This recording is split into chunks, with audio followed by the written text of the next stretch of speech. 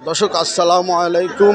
আমি আমকি বাজার থেকে আপনাদেরকে বলাই, এটা হইলো থানার ফাট ফোয়ারপাড়া, ওই রোডটায় দেখেন কি অবস্থা। আমি নিজেও জামের কারণে হাঁটতে পারি না। মানুষের জাম যেমন, গরু ছাগলের জাম তেমন। আর এটা হলো আমকি বাজার, পশুর হাট বলতে সবাই চিনে। সোমবার আজকে 10 তারিখ। প্রিয় দর্শক, হ্যাঁ আপনারা দেখেন কানায় কানায় মানুষ যেমন ভরে গেছে, তেমন আপনার দর্শক পশু কোরবানি, গরু ছাগল তারাও এভাবে পুরি গেছে। প্রিয় দর্শক, আপনাদেরকে আমি দেখাতে যাচ্ছি। দেখেন আপনারা নিজেরাও আসি, এখান থেকে গরু ছাগল ক্রয় বিক্রি করতে পারেন, কোনো সমস্যা নাই। এই দেখেন এখানে অনেক মানুষ, যেমন মানুষ তেমন গরু এবং ছাগলের মানে যেমন মিলন মেলা যাকে বলে, এরকম শুরু হয়েছে। প্রিয় দর্শক, আপনারা আমার এই লাইভটা দেখবেন, সরাসরি দেখে অবশ্যই লাইক কমেন্ট শেয়ারের মাধ্যমে আপনাদের মতামত জানাবেন। তবে দাম অনেক কম, 1 লক্ষর দড়ি আমি দেখছি এই বাজারে এখনও দাম অনেক কমের মাধ্যমে আছে। দেখেন মেইন রোড থেকে আপনাদেরকে দেখাই, এই হলো মাঠের কানায় কানায় দেখেন ভরে গেছে আমকি বাজার।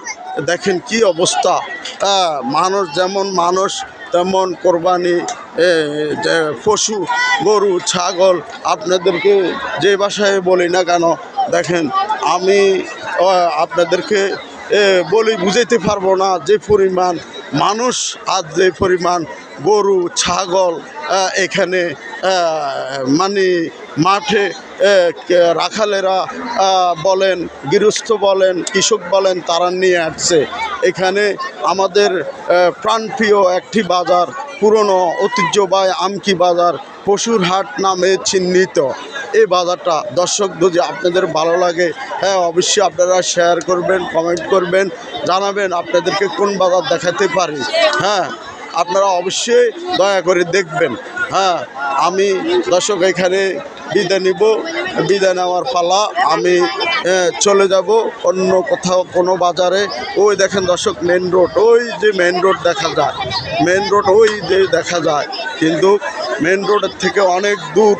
আমরা মাঠে দেখছি কানাচ্ছে মানুষ যেমন, এমন পশু কোরবানি, পশু গরু ছাগল যাকে বলে। এই দেখেন এই ছাগলে যে এইখানে ছাগল আরও অনেক দূরে নিয়ে গেছে, এখানে রাখেন এই ছাগলগুলো অনেক দূরে নিয়ে গেছে।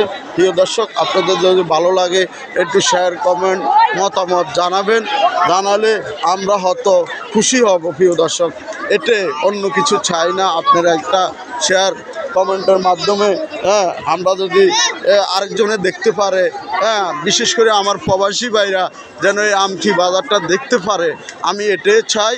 এইখানে বিদায় নিলাম। ধন্যবাদ প্রিয় ভাই, প্রিয় যেখানে প্রবাসী ভাইরা থাকবেন, ধন্যবাদ, ভালোবাসা রইল।